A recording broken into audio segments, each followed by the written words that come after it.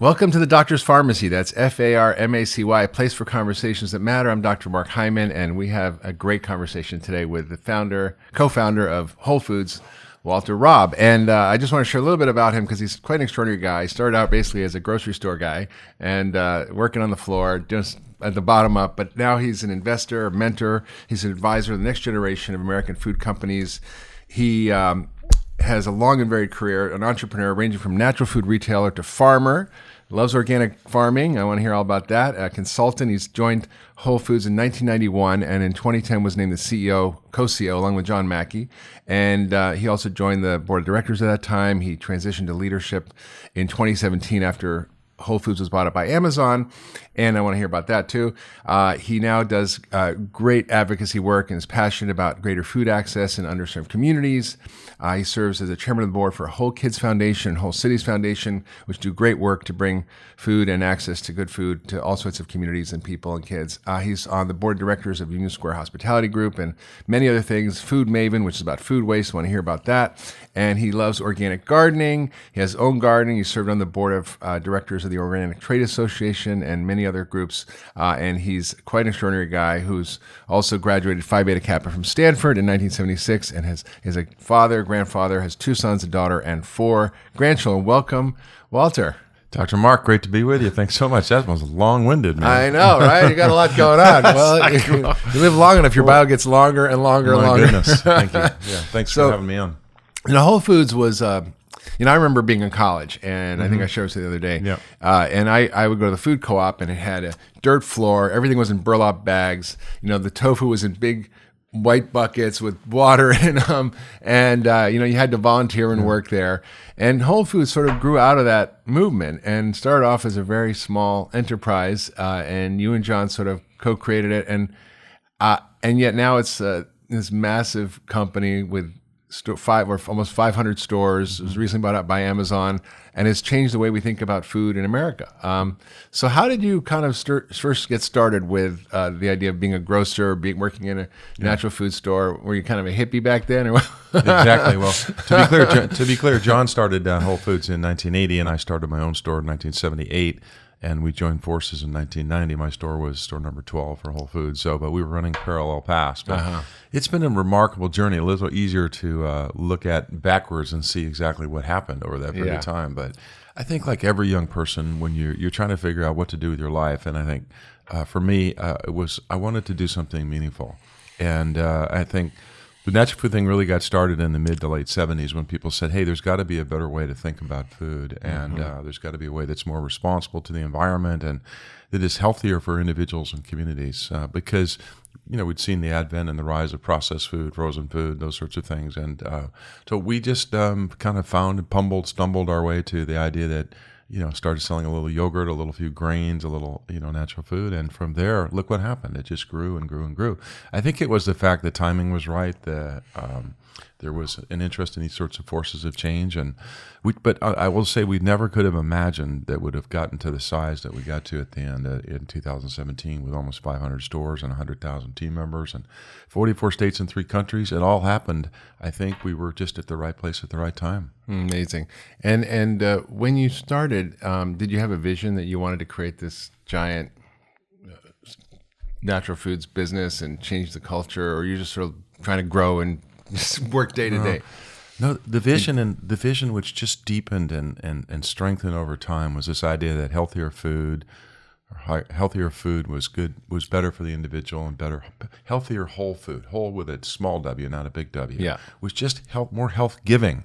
More life-giving to individuals. And when you started reading Wendell Berry, and you started reading Francis Moore Lepay, and you started reading some of the other early authors, Robert Rodale, you started to think about these things. You said, wow, this could really make a difference in people's lives. And so we started out, and there was this tremendous sense of mission or purpose. And I don't mean ego-driven mission. I mean this depth of feeling like you could really make a contribution that I think animated this whole group of people that worked on this and built out the natural food industry. And it was this great cause. I mean, we were taking the hill and saying, this is what our generation could do to contribute to a healthier world.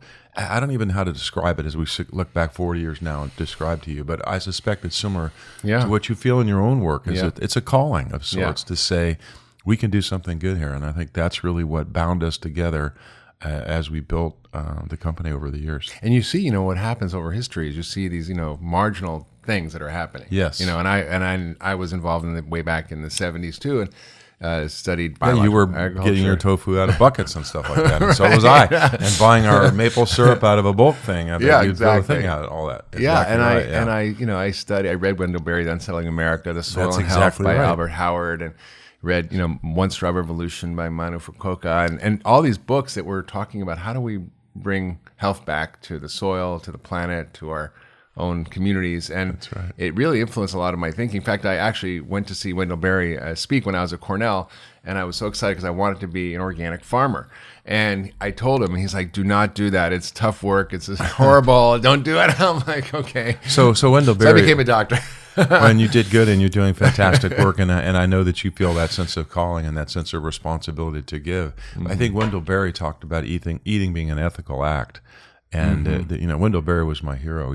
And now he's become a friend. And if you read the depth of his writing and talks about the reconnecting to the land, I mean, he's a phenomenal individual. But Sir Albert Howard was an economist and an agriculturalist in the 1920s who talked about the great relationship of life between soil, between people, and between health.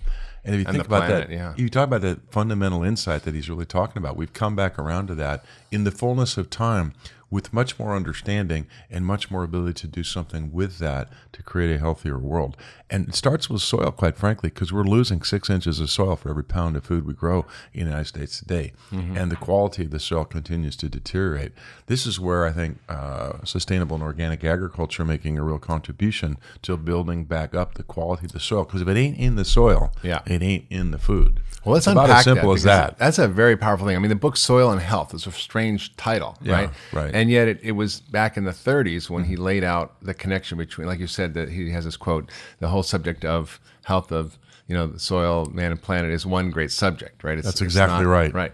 And I think that we've mattered to sort of approach nutrition from a reductionist standpoint as opposed to a holistic standpoint, which is what you're practicing in your medicine. So. Yeah, and it's all connected. I think, the whole soil issue is, what you said is frightening. We're losing 6 inches of soil for every pound of food we're producing. Right, topsoil. Yeah. Which, if you track that forward, that means we're going to run out of soil, right? We're mining the soil. We've had this huge inheritance of topsoil because of the 60 million bison that roamed around and making extra great topsoil, pooping and peeing all over. But now we're cleaning the soil, and that's a carbon sink. The quality of the soil is different in terms of the nutrient density, the minerals, the ability to hold carbon, hold water. So we're having so many different effects on our health, on climate, on everything. And how do we reverse that? Because even organic farming often uses till methods, which disrupt the soil, lead to erosion, and also may contribute to climate change, even if it's organic. So how do you kind of navigate that? Well, do you garden yourself? I mean, I do. I have had a garden. Yes. Okay. So do you see? My mom had a garden when I was a kid. That's how I got into it, and then had one in college, and pretty much all the way through. Yeah. Well, for example, the Whole Kids Foundation that we have, where we put salad bars in gardens in public schools. You can see when you put kids' hands in the dirt and when they actually connect with the food they're growing, that their relationship with food changes for life. And they appreciate that soil is a living thing that gives the plants the health and nutrition that then feed and sustain you. But look, I mean, I'm a lifelong gardener. I love it. It's the one thing I can do that kind of relaxes me from the stress of business. Yeah. And you realize when you spend time with the soil or in the garden, you realize and science is now coming around to recognize the incredible amount of life force that's in this soil through the microbes and through the various entities that are in the soil, and beginning to realize that cultivating and nurturing that, supporting that is got an amazing future to be kind of unfolded. So I think first of all you should experience it. If you're disconnected from your food, why don't you try gardening? Why don't you try volunteering? Why don't you see just what it really is all about? Yeah. And you'll get religion around it. Number two is, how do you support greater sustainable? But before you jump onto that, it's interesting. In World War II, America had victory gardens. That's correct. Too many people were fighting to grow food. That's right. We grew 40% of our food with home gardens. Right. Which is why I said last night the real inflection point in in modern production agriculture was World War II, was because after World War II is when the use of the agents that were used in war were converted to pesticides, and a whole new system of agriculture kind of emerged post World War II. But actually getting in the soil and doing it, you'll see for yourself just the difference in soil. When a live soil, rich soil. So, but supporting methods of growing that are, whether they're organic or not, but even if they're just better, more sustainable cultural practices, whether adding amendments, compost, building compost, adding worms, any of these sorts of things that people are learning about at various places. That's a good way to start to understand and appreciate what Albert Howard was talking about when the soil is what gives the health. So. Yeah, it's interesting. We're going off in the weeds with soil, but it's good. It's okay, right? It's all part of it, right? Because that's where the food comes from. That's where the food comes from. Well, it doesn't, but let's think about where we are now, because we now have vertical farming and indoor farming that's actually growing food without soil, and their premise is that you can control the environment, the bugs, the temperature, the water use, the introduction of nutrients directly. So there's hydroponics, but there's also aquaponics, and there's also aeroponics, which is to say they're growing food without any sort of soil at all, which is an interesting discussion. If they can effectively deliver the nutrients to the plant, well, that's what I wonder. Do you feel like that is food? It's a fair question. I mean, I'd ask you that question, Mark. Are you comfortable with those methods of producing food? It's going to be part of the future. It's already happening in many cities. They're creating jobs. They're creating new methods of producing food more efficiently.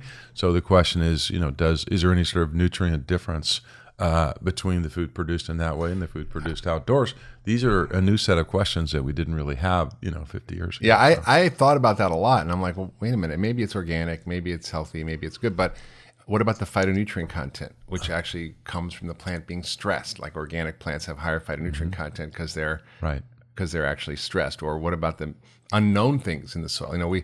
We say, well, let's just need NPK to grow plants, which is nitrogen, potassium, phosphorus, right? But maybe there's a whole bunch of other stuff that we're not even aware of. Well, clearly that's the case. We know that the phytonutrient profile is much greater than just the three, potassium, phosphorus, and nitrogen. That just can't be the whole bucket of nutrients. But I think the future suggests to us that we're going to have to produce a lot more food. And the food is going to be produced in many different ways. It's going to be delivered in many different ways that we didn't see 5 and 10 years ago. It's going to be delivered by drones, for example. But Amazon drones. But the example is we're going to need it, and the question is, I think, can we measure the effectiveness or the efficacy of the foods in different ways that'll help us to support different methods of growing? The answer is probably yes. Yeah, absolutely. Right? You can we're going to grow meat. We're going to grow meat without growing animals. We're going to grow vegetables without actually putting them in the soil. We're going to grow, new types of foods from new types of plants that we're not currently cultivating for human use. So the whole thing is evolving very, very quickly.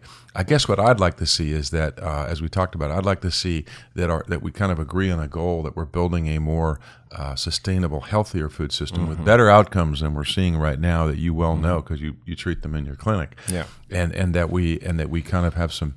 We're measuring kind of our efforts to build a healthier world, and we know right now that that's just not the case, with the 20% of our GDP being spent on chronic disease and preventable, and the condition, the disparity in life expectancy that we're experiencing throughout the United States right now. This is not acceptable, and this is a future we need to change through taking some very positive steps. That's great. So Whole Foods really is a disruptor. And was on the margins, and now is we've been called a lot of things, but thank you for that. Coming towards the center, we've been called a lot of things, the whole paycheck and all that, right? Holy foods, and half foods, and every other thing. That was a great thing you said the other day. You said, "I don't want to eat half foods; I want to eat whole foods." No, what I said is this: that when we went to the inner city communities, people said, "Don't bring us half foods. Yeah.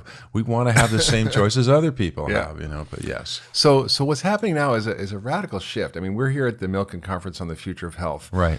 And I'm just shocked, even year over year, the change in consciousness about food. There's a whole session on food as medicine. There's talking about nutrition, sustainability, climate change. I mean, you were on a panel with Dan Barber from Blue Hill and Michael Milken and Senator Cassidy, and it was fascinating to hear this discussion about food in a very different way. So what I've heard you say is that you see there's a big shift happening in the culture, and business and the evolution of our food system. I wonder if you could share in a little detail, what are those changes you're seeing? What makes you feel hopeful? And can we really fight big food or not? I mean, or should we not fight them? Should we join them? What is the right strategy to move the food system from one that is a disease-promoting food system that damages the climate, that damages the soil, that creates inequities in our society, that leads to challenges of national security where 70% can't fight because they're not fit? I mean, how do we deal with this whole conglomerate of issues? Well, I think let's just start with where are we at the present time. I think we see we're at a place where there are kind of two food production systems that are on the landscape. One is the modern production agriculture system that America has pioneered and that exports around the world and tends to get vilified. I know many of the farmers feel like they're seen as not good stewards of the land or using too many chemicals, and many in the local organic community say those sorts of things. I'm not sure that's helpful. I think that modern production agriculture, particularly the leading edge of it, is really trying hard to become more sustainable. They may not get to organic, but I think we have to approach them and appreciate them in constructive ways to encourage them to make steps forward because their scale matters in creating a healthier future. You see some of the more responsible companies out there making gigantic steps. Unilever, for example, with their sustainable living plan. Paul Pullman, the CEO, one of the best in the world, in my opinion, has incorporated an ethos of sustainability in the charter of that company and is making meaningful impact in their supply chain. So at the same time, we have the local organic food system, which I think is now proven to be a viable economic path to market that's creating real jobs, real economy, real gains, real health gains. I think what we've approached this point where these two are kind of touching and can learn from one another, and we need both to contribute to this healthier food system. And so I think I'd start with can we create a constructive dialogue where there's not the criticism back and forth, but how do we learn, how do we grow, how do we encourage, how do we find common ground? But what I see at this point is that we've reached a critical mass where people now understand that the quality of food actually does matter with respect to the health of the individual, the community, the planet, the world. That was not true 10, 20, 30 years ago. That was up for debate. More calories. Up for debate, or the weirdos over there talking about that stuff. That's really not the case now. Food's sexy. It's back in the conversation in the national dialogue in ways that we just didn't see 20 years ago. Maybe before World War II when everybody sat around the table, but only 3 out of 10 Americans eat 3 meals a day at home together. It just doesn't happen that way anymore. But we're at this place where, okay, there's a kind of a baseline set that food matters in whatever way you think about that. Okay, then second of all, let's look at the changes. We have a generational change. We're moving from the boomers to the millennials. Millennials are now in the majority. They're moving into leadership positions. They have a different approach to life, just like our generation did. They have a value set that says, I expect brands to behave responsibly. I want them to be accountable. I want them to be connected to my life in some way that's meaningful. I want to see them do good things in the world. We have a change in technology, a revolution in technology that's bringing new types of capabilities, whether it's to communication, whether it's to the processing of information, whether it's to the options that customers have in terms of receiving goods and services. We've just never seen this revolution, which is proceeding extraordinarily. We have a change in capital markets that are saying that we're willing to look at this food and agriculture space in a time that it's a lot of investors. It's been an underinvested category for many years because it just was pretty boring, and now people see, wow, the combination of food and technology and these choices is worth deploying capital here. So we have an interest in the sector that's allowing the pace of innovation, the pace of investment to move faster. But I was shocked because even big food companies are investing in these sectors. Like I well, they are because they can't grow Tyson because was investing in Beyond Meat or something. Well, they are.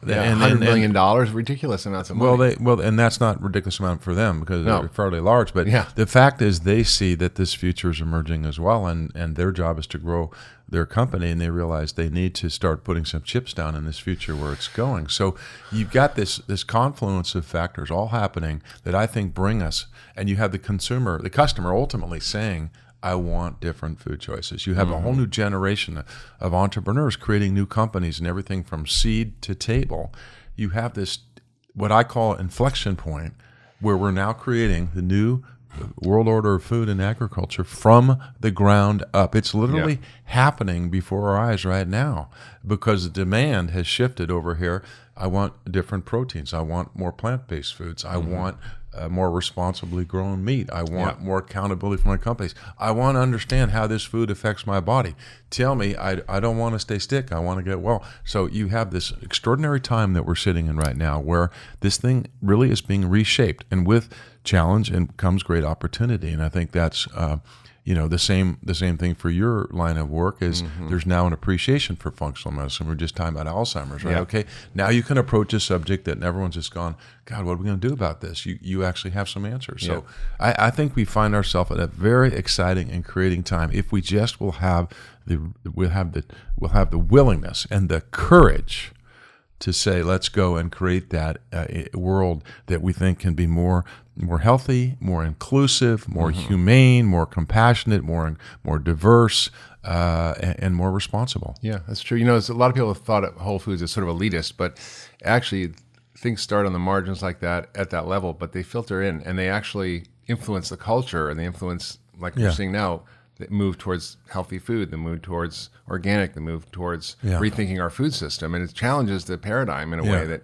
it seems to be dismissed, but now it becomes more the center, which is pretty amazing. Well, let me respond to that because I often get a little defensive about that. But to say the Whole Foods was elitist because we started on the margin and we were only appealing to 2 or 3% of the people, and perhaps even at our peak, we got up to 20% of people. But you know what? So what? I mean, are you one of those people standing on the sidelines saying, "Hey, it's elitist"? What are you doing about it to make stuff become more information? Also, we were there building a company, doing our very best to continue to push. So maybe things need to start there, but it's not about where it started. It's about where it's trying to go and what sort of influence it's having. And now it matters more to everybody and everything. It's like it's like smartphones. They were only available to those who could afford it, and not everybody had them. And now pretty much you go into some village in Africa and someone's got a smartphone. Well, that's right. Well, I think it's like you have to start somewhere. The point is, do you start? Are you doing something to move towards a healthier future? That's what we did, and we built those. We did never say it was going to the grocery store is a voluntary activity. You don't have to go to Whole Foods. You can go wherever you want. Yeah. And we just kept building, and as we kept building, we get larger. We had the ability to try to make more of an impact through different activities, setting standards for different categories of foods, or building in inner cities of America. Whatever steps we took, as we tried to move towards more towards the trend, I think, of democratizing access to high quality food and to quality food for more people. Yeah, that's absolutely true. And I want to sort of touch on that because, I don't think people are aware of some of the activities of Whole Foods to go into Detroit, New Orleans, Chicago, to underserved areas, South Side Chicago, and Deep City in Detroit, where hadn't been a grocery store since the 1950s or something, and actually try to work with those communities, not go in and impose what you're doing, but actually work with them, collaborate, and then create a lot of spin-off activities that support those communities. Someone shared a story of going into Whole Foods in New Orleans. It was an African-American guy who said, I saw my brother got shot, and I don't want that to happen to me. I'm going to learn how to cook. And the story from last night. Yeah. And I was like, wow, that's amazing. People who you wouldn't think would be attracted or go there. And I think people are longing for that. And so I think I'd love you to share a little bit about Whole Cities, Whole Kids, the activities you're doing, and why they matter, and how they can influence the spread and the sort of dealing with some of the inequities in our food system. Yeah. Well, it was actually at Milken many years ago that I first made the statement, I want to do something about elitism and racism, and I want our company to try to make a contribution towards those forces in society. And it was kind of a provocative statement, and it got a lot of coverage. But to be clear, Whole Foods is a team effort. There was a great team there. We all worked together. This was my particular passion. Whole Foods' core contributions, I think, around just raising the standards on the quality of food and trying to create a different sort of workplace around love and respect. But this particular effort was saying, at that point we had some 400 stores. We could afford and to go into and try this idea of taking healthier food, which when we set out to build the company, we didn't say healthier food for some communities. We said healthier food for the world. Which means that we needed to challenge ourselves to go into more communities that perhaps didn't have the type of access that you and I enjoy every single day. And in fact, if you look at the government statistics, there's over 6,000 communities that don't have, by their own definition, access to fresh, healthy food. And all you have to do is go look at the public health statistics to see the consequences of that. Yeah. Now, the reason those consequences, health consequences, are there are a result of a number of factors, and no one's been able to pin it down, and it's just the fact that there's all the fast food joints around and they don't have what we have. But the fact is, we decided to try to do something about it, and our first effort was in the city of Detroit, at the corner of John R. and Mack. We built a small store and opened in June 5th, 2013.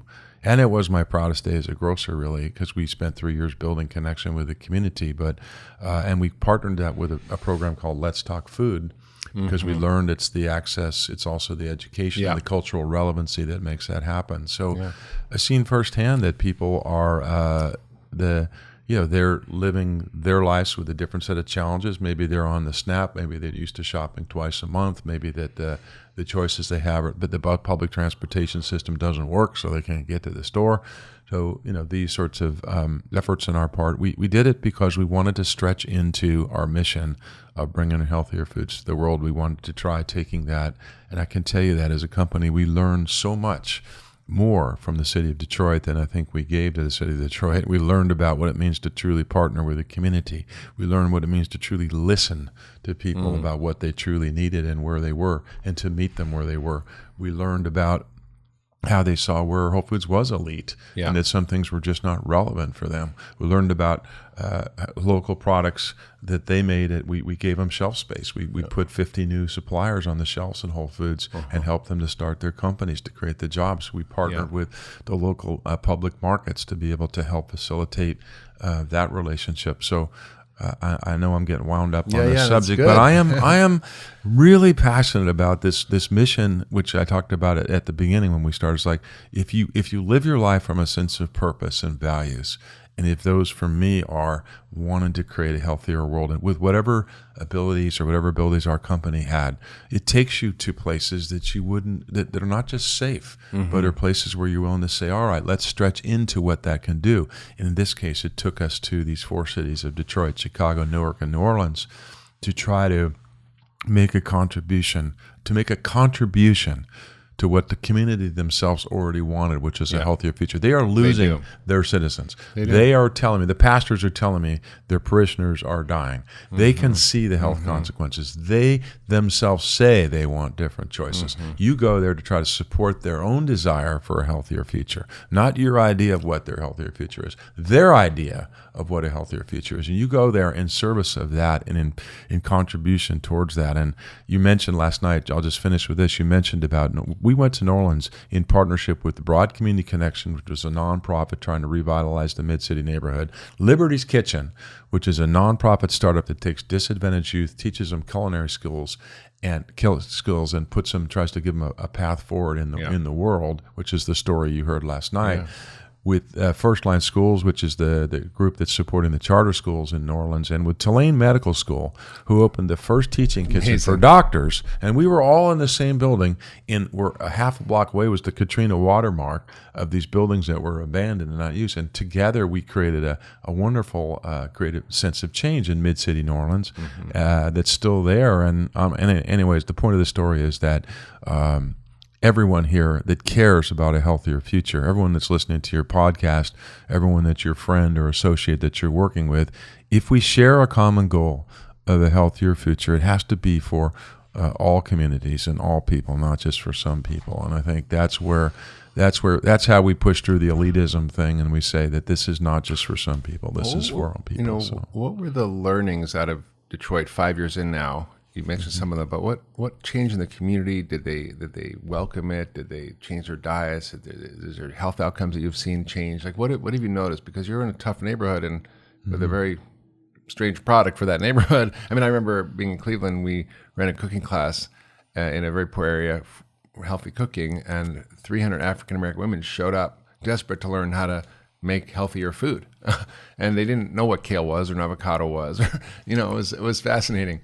And so what has happened in the shift in that? Yeah, well, the truth of it is they don't really want to hear from you or me in a black community. Yeah. They want to hear from Dr. Akul Woolbright that you met yesterday that we Yeah. hired who's a PhD in nutrition, who started teaching in classes called Let's Talk Food and can talk in a culturally relevant fashion Yeah. from where they are. Like they're how you cook the greens traditionally you were taught, and to not use the lard and to make shifts. So, I mean, she was able to talk to them about, and she's got 300 plus people showing up in her classes. And I know from being there and watching it that she's created so much meaningful change in their lives. Do I have the metrics for you? I don't have them with me right here. I can get them for you from her program. She's been teaching 5 years now. So, and more importantly, she started to deputize or train other folks who are now teaching in the churches and in the community centers in Detroit as a result of her efforts. And we're now taking that program through whole cities to other areas to start those educational programs. My real goal, and John started a wonderful thing called the health intensive, which is a week-long session where you just focus on food and health. And we want to do that in the inner city. And you have that for your employees, but we do that for our team members and we will, I think, ultimately open up to our customers. But and there you measure your metrics, and then you measure them at the end of the week, and you're given the tools to live a healthier life going forward. We start with our sickest team members who really can benefit from food as medicine. But I want to bring that program to the inner city and adopt it culturally so that those sorts of tools and resources are available again for more communities. I think the future we're talking about together, that you're involved in, that I am involved in, from whatever skill set we bring, it's just got to we've got to break through and involve more people. And that means it's got to be more diverse in its approach. We've got to be open to reaching people where they are and in ways that they can hear and listen and respond to. And they got to be part of that, creating that solution. Yeah, I mean, I see Whole Foods as a drugstore. Because what's never heard that one before. Yeah, it's a drugstore. It's a pharmacy with an F. Like Doctor's Pharmacy. Doctor's Pharmacy. When I go through the aisle, I go, okay, what are these things doing? And I have the knowledge to say, okay, well, this has glucosinolates, and this has lycopene, and this has various galactocatechins. And, well, Mike said that last night, didn't he? He said that the grocery store is the 21st century pharmacy, right? Yeah. And I think I know there's a grocery store in Cleveland called Hyman's, and they have a health coach and nutritionist in the store. And then your doctor writes a prescription. You go to the store and you get work through the program. It's pretty amazing because people don't know how to shop. They don't know what to do. They don't know how to cook. They don't know these basic skills. So you're bridging those gaps. It's quite. Well, more probably, this is a question back for you. People are overwhelmed with the amount of information coming at them about nutrition. I mean, you're a doctor, but they the microbiomes are out there now. Personalized medicine. Do I eat this? Do I eat that?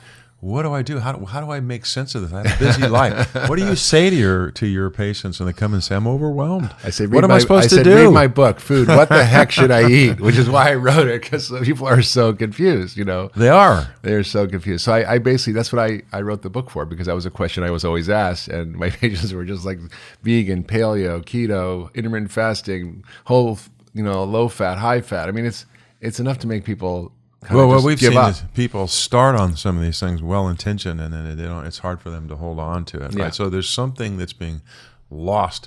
We're given the information, but we see in the intensives people fall off and they go back to their patterns. So what would you say about how do you say to your patients? It's like, no, stick with this, or what changes do you see that are actually sustainable? I mean. Well, that's a very good question. So I always say functional medicine, I've studied the intricacies of biology. How do you change biology? How do you affect the immune system, affects the microbiome, optimize health on a molecular, biochemical, genetic level? And I did that for years and would get people better if they did what I asked them to. And then I realized that, the other part of the equation is behavior change. So I know how to change biology, but how do you change behavior? So I really began to study that. And I had a really great insight when I went to Haiti after the earthquake with Paul Farmer, where he cured TB and AIDS in the second poorest country in the world, the worst poorest country in the Western Hemisphere, where half the people live on less than $1 a day, and they don't have sanitation, clean water. Everybody giving up on these people with TB and AIDS because it's too hard to treat. You need, to make sure you take the drugs at a certain time, and there's a schedule, and they don't have a watch, and it's like basic stuff. So you realize this wasn't a medical problem; this was a social problem, and they need a social cure. And he realized that the causes of these diseases were what he called structural violence. What are the social, economic, political conditions that drive disease? And then I began to realize that we call chronic disease NCDs, non-communicable diseases, but that's absolutely false. They are totally communicable. Chris Stocks's work at Harvard showed that if you look at obesity, you're more likely to be overweight if your friends are overweight than if your family's overweight. And if your friend's friend is overweight, you're still more likely to be overweight. So it's these social connections. We know that your zip code is a more powerful determinant of your health than your genetic code, right? So I realized that the social support was really key, and I realized that we needed to build people together in communities and groups to help support each other, and that's how you change behavior, through accountability, feedback, support, and that's what we did with the Daniel Plan, with the faith-based community in Saddleback Church, where we got 15,000 people lose 250,000 pounds together in small groups without a doctor, nutritionist, health coach, nothing, just the curriculum, which was based on functional medicine and how to eat to get healthy. And not only did people lose weight, but all these health conditions went away: autoimmune disease, digestive problems, migraines, depression. It was quite stunning. And it was the power of these small groups. And that's what we're doing at Cleveland Clinic. We've got that you mentioned that shared when we were medical taking a walk appointments. the other night. I was really interested that you actually people can come in groups to the Cleveland Clinic. You're finding that the outcomes change almost double just by being part of a group. As they're facing these problems together. Their results improve, which is amazing. And they share stories, they collaborate, they share recipes, they share tricks and struggles, and it's an extraordinary thing. And I think we all are social beings. That's why we've seen the explosion of social networks, but it may be disconnecting as opposed to being not Facebook, but face to face. Which is, by the way, actually, that people say that retail is transforming, which is, but which why physical stores will always remain, and that is because humans want to go where humans are. Humans going to go where there's connection and spontaneity, as my friend Jack Dorsey says, and that's why 5 years from now, 70% of business will still be done in physical stores, because people want that environment where they connect. There's no substitute for that as a human being. People can go have coffee at home, but they want to sit in a coffee shop and work because they'll be around people and connect. Exactly. Same for the grocery store. So the behavior change is key. But what's interesting around the peer model is that's why we see the change in our food system. When we see people, our friends and our colleagues and our family members changing their diet and looking at how they're doing things, and the culture as a whole is starting to shift its thinking. It sort of brings people out from the margins into the center and really creates a shift. So I think it's what's happening, and it's powerful. It's powerful. It is powerful. Yeah. So the other thing I want to talk to you about is food waste. Now, the statistics are staggering. There's $1.2 trillion globally of our foods. I mean, in the United States, is our food system. Of that, $480 billion is thrown out or wasted, which is almost half.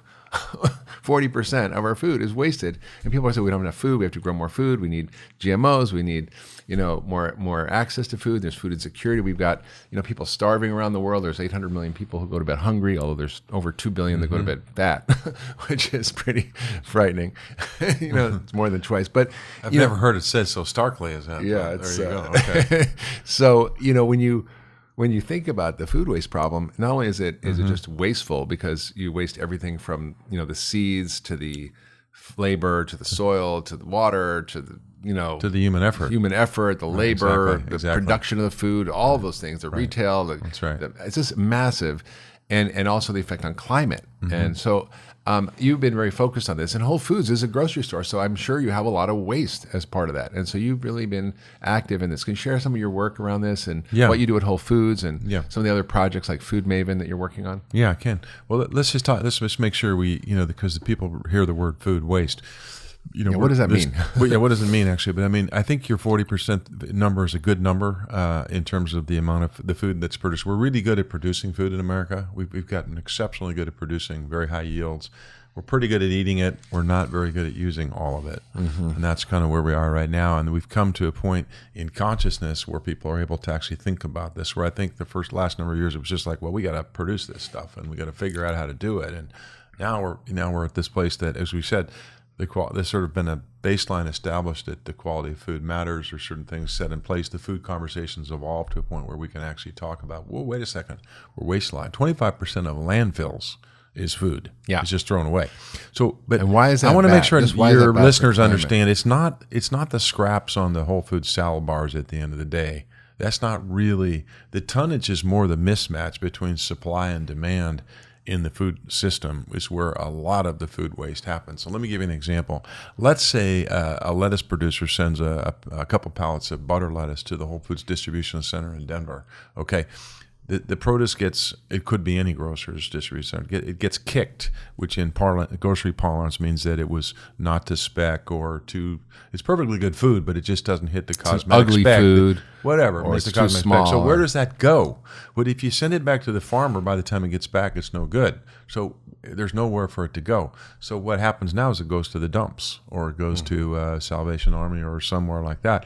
So what Food Maven has done, the company I'm working with based out of Colorado Springs, and I think it's based in basically in the Denver metro, the first company that's actually put together old school logistics of picking up the food and then making a market for it into the retail food service industry. So they're saying, hey, they collected and they put it with New World technology, meaning creating a platform with data and AI that's helping to learn quickly as to where the match could be.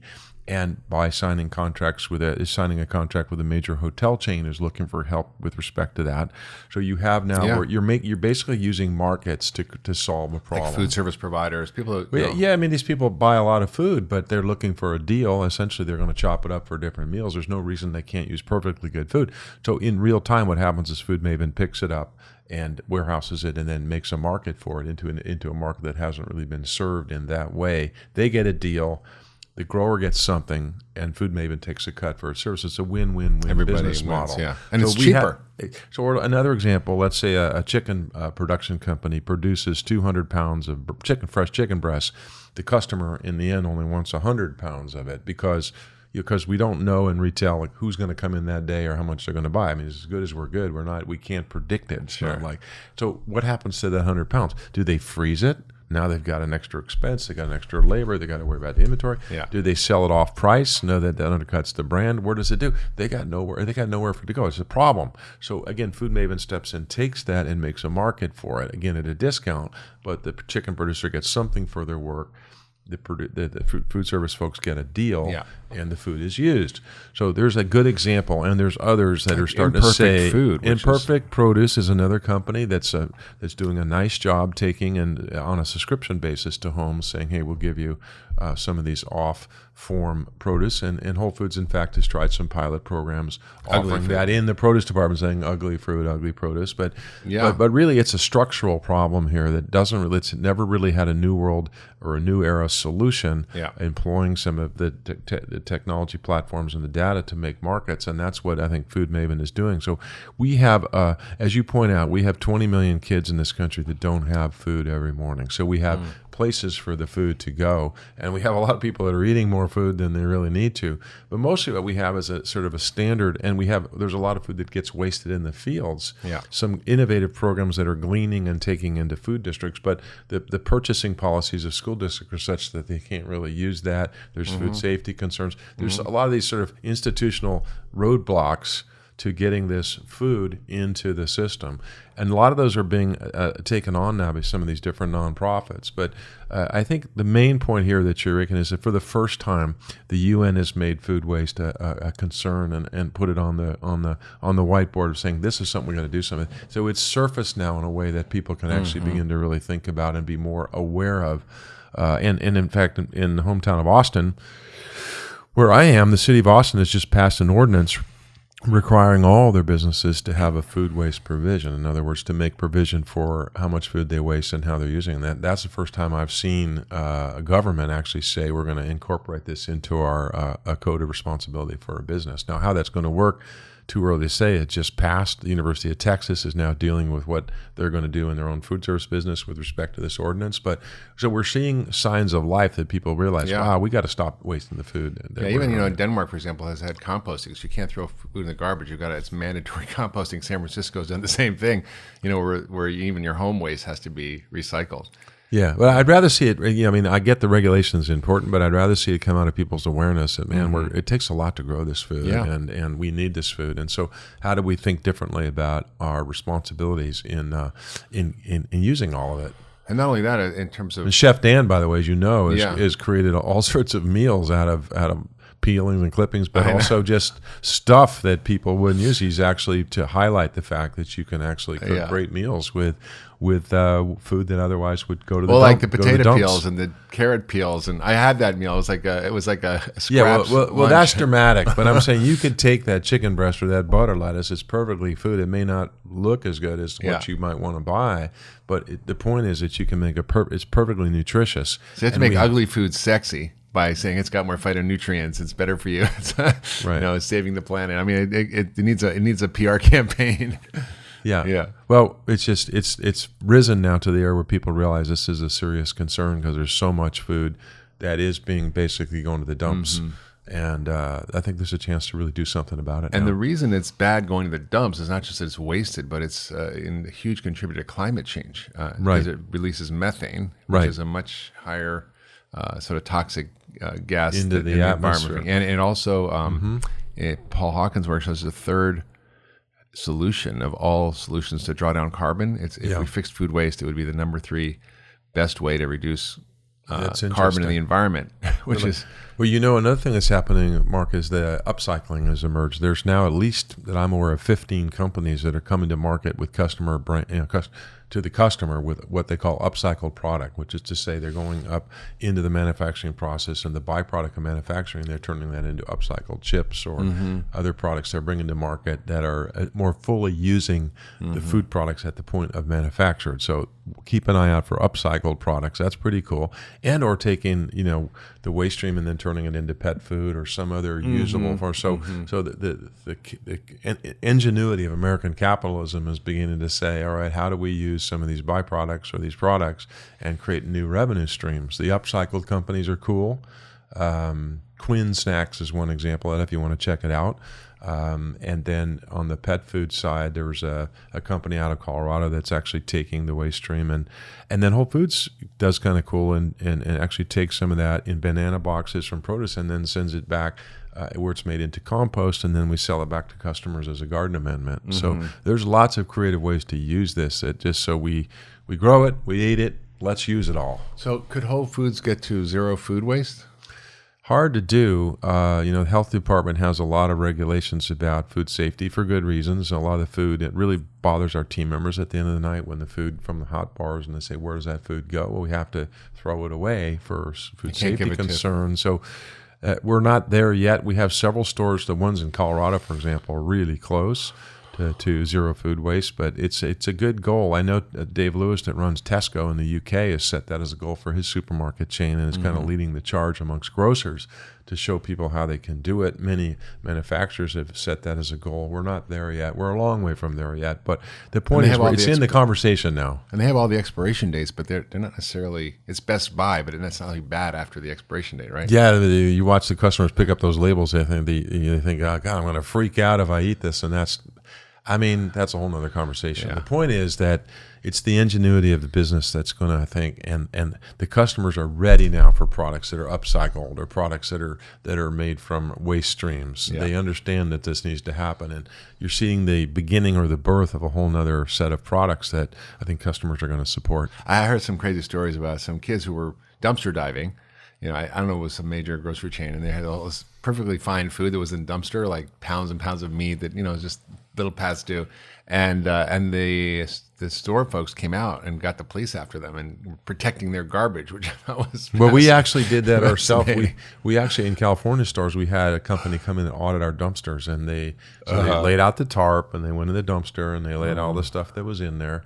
And you can see that there's some truth to that it's, when you're trimming lettuce or you're cutting a steak, if you see a little bit of this and that, it's just easier to say, hey, I don't want to take a chance on the customer safety, on the quality standards. I'm going to just toss it. And there is some rationale for that. Yeah. But when you actually get in there and look at a dumpster and you see what does go out, you say, wow, maybe there's a way that granted, it may not make the counter anymore, but there's a place it can go and be used productively. Yeah. And I think that's where we are. There's a new business, dumpsters saving. Yeah, when you say it like that, it sounds so great. But yeah. No, but it's awesome. Yeah. So, one of the things that you're doing is you're helping a lot of other companies, and you're seeing the trends. So can you share some of the things that you're seeing in the marketplace that give us hope and that help you think about the future and what the future of food is? I can. I appreciate your asking. Here's a couple examples. I think this confluence of food and technology. I'll give you a company called IUNU. Seattle is using computer vision. He's built a robotic system to essentially measure indoor production, and but this in case floral, but it'll move to vegetable, where by visual imaging and then using the data analysis is able to help the producers find 20 to 50% more efficiency in their production, waste less water, grow more efficiently, more food per inch in terms of the production and the capital investment. So what's cool is I think ultimately that platform could measure attributes as well as just the metrics of, say, water or growth measurements. So that's an interesting company, and I think you're going to see, and you are seeing, a whole new suite of tools in ag tech or production tech that are I think beneficial to making food healthier, but also just making us be able to use the production resources we have more efficiently and productively. Another company I love is called the Food Corridor. I love the CEO, Ashley Colpart. What she's doing is essentially built a software platform for the community kitchens. So she's given them the back-end tool set that allows them to rent out their commercial kitchen space for entrepreneurs to produce products. And her next product, I think, will be to Uberize those spaces so that people can just pop on and say, all right, I want to go create a brand, I want to create a product. And for example, when we were opening our stores in the inner cities, we wanted to support 25 to 50 new brands. Where are they going to produce their food? They need a commercial kitchen, a safe place to produce their food. So the Food Corridor is trying to address that need through the use of building out software and tools. I think that's another example of I like Once Upon a Farm is my friend John Forker, who's launched this new fresh baby food nationwide, and essentially said we're not going to just do it pasteurized, we're going to do it fresh and bringing that sort of innovation to that category is kind of cool. Food Maven you mentioned already, which is trying to address the area of food waste. Appeal Sciences is another wonderful company. James Rogers picked as one of the top 50 disruptors in business today by CNBC. And what he does is essentially take food waste, and he's turned it in through a process. He's a material scientist from Carnegie Mellon, into a spray which he can then apply to different types of produce to extend their shelf life. Yeah. So using natural principles. He's in avocados, he's in citrus. I met that guy. It's fascinating. Moving into. So here, what I love about him, what I told James I love about him is that you think back, Rachel Carson's Silent Spring, 1963, talking about, hey, there's a problem here with some of this pesticide stuff. It's affecting the broader world. Instead of saying, I'm going to solve this big problem about food waste through dominating nature, he's learned from nature and using nature's principles to do the same thing. Yeah, I love the fact that philosophically he's used science. It's modern thinking, but he says that that's a wonderful company.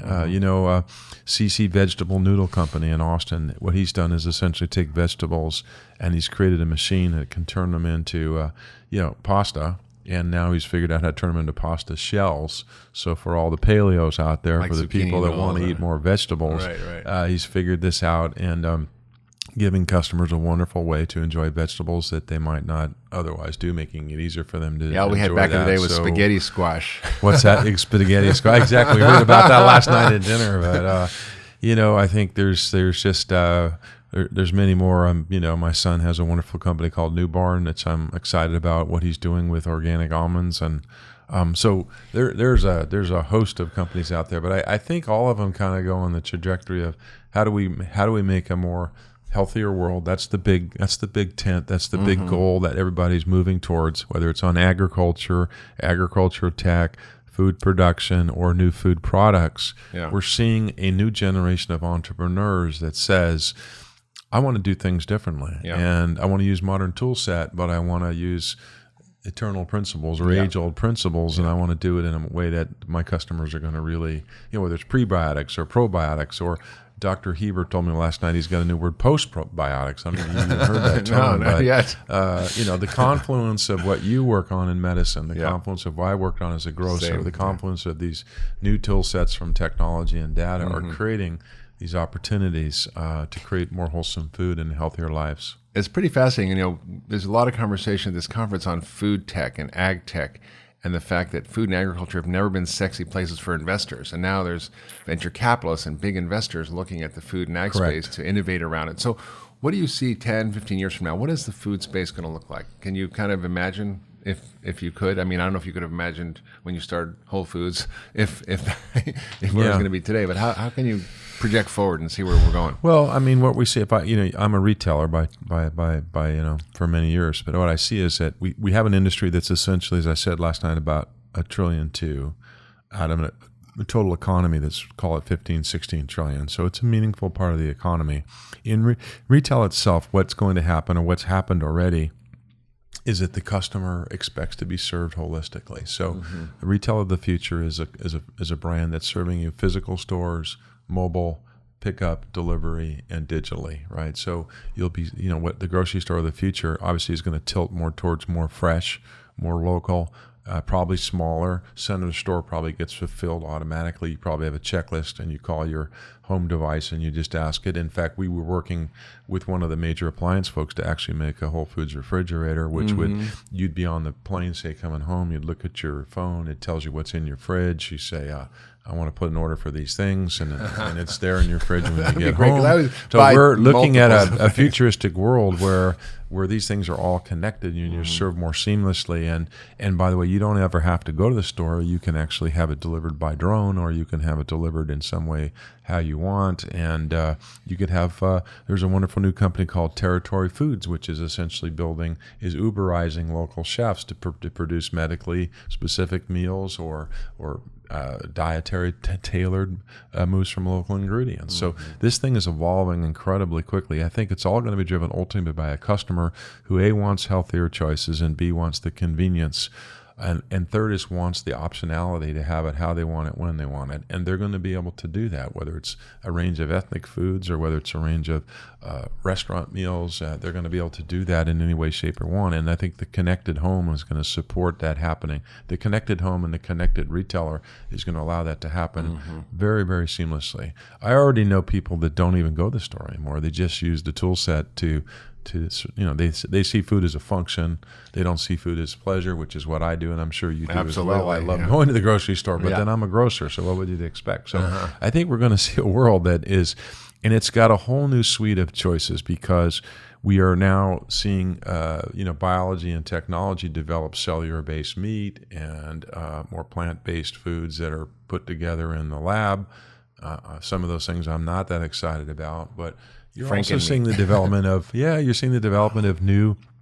really new, exciting plant proteins, a new appreciation for the pulse crops and some of these other forms of protein that perhaps have been underappreciated and will continue to evolve.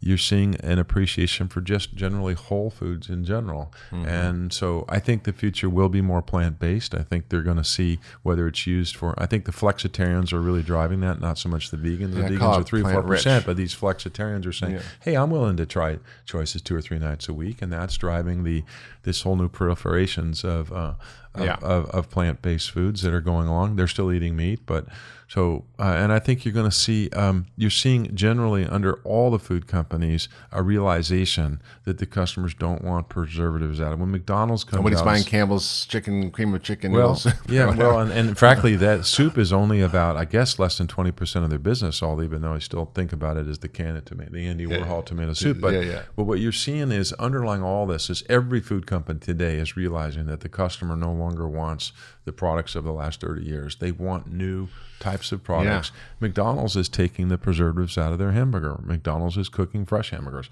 I mean, if that's a beacon of American food culture, you see that this is a pretty fundamental change that we're experiencing. Out of chickens, and I don't see it changing, because I think the new generation is driving this sort of change from a new appreciation for food. And so I think you look to 10, 20 years out, that's why I say last night, we're creating a new food future, and it's being driven by the customer who's asking and expecting for these sorts of changes, and it's being helped by doctors like yourself that are helping people to realize that food, in fact, is medicine.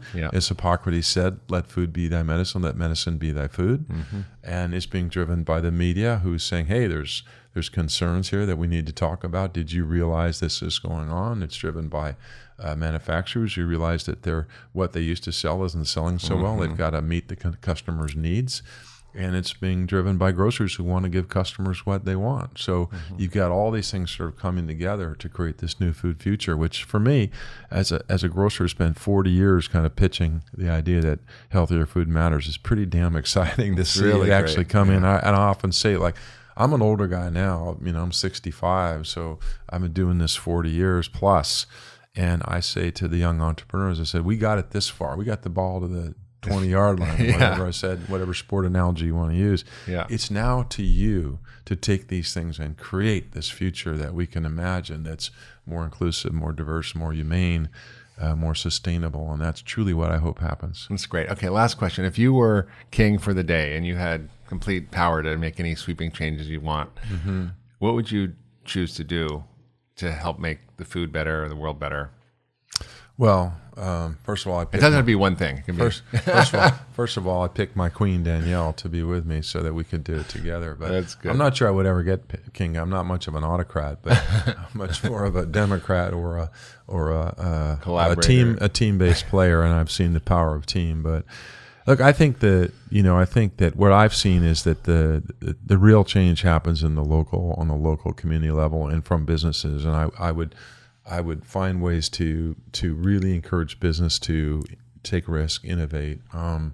Obviously, the Farm Bill moves as fast as it can. I mean, I don't even know where to start. I think the government is it's just bogged down right now. So what I want to see is meaningful change. I want to see people take risk and take steps towards the future we've talked about this morning. So what would I do? I would. I don't know. I guess I'd put a national. How do we create the modern day equivalent of the Peace Corps or the Race to the Moon, where we say let's have a race to the future, the healthy future, and I would somehow use the bully pulpit and to create a profile of some large scale program that enrolled young people and rewarded young people for giving service to making that healthier future happen. Farm Corps, maybe. I don't Farm know. Corps. Well, yeah, it could be Farm Corps. It could be Food Corps is actually out there, which is that's a nonprofit that's actually working to do that. But I would make a bigger program than that that sells, American Health Corps or something that rewarded innovation, courage, risk, and enrolled young people in the great business and the great proposition that we in fact can build a healthier future. So you're really talking about building a society of engaged citizens who care about their future and feel empowered to change it. I think so. That is awesome. Well, thanks, Walter, for joining us on the Doctor's Pharmacy. Mark. Thank you, Mark. And, it's an honor. Yeah, if you've liked this podcast and this conversation, please leave a review. We'd love to hear from you. Share with your friends and family on social media, and please subscribe wherever you subscribe to podcasts, iTunes or Google Play. And we'll see you next time on the Doctor's Pharmacy. Hey everybody, I just wanted to remind you all that the information in this episode is not intended to be used as medical advice. Always work with your doctor, and if you can, find a functional medicine doctor. My staff, including physicians and nutritionists at the Ultra Wellness Center in Massachusetts, is trained in functional medicine to find the root cause of disease and create health for you every step of the way. For more information about the Ultra Wellness Center, visit ultrawellnesscenter.com.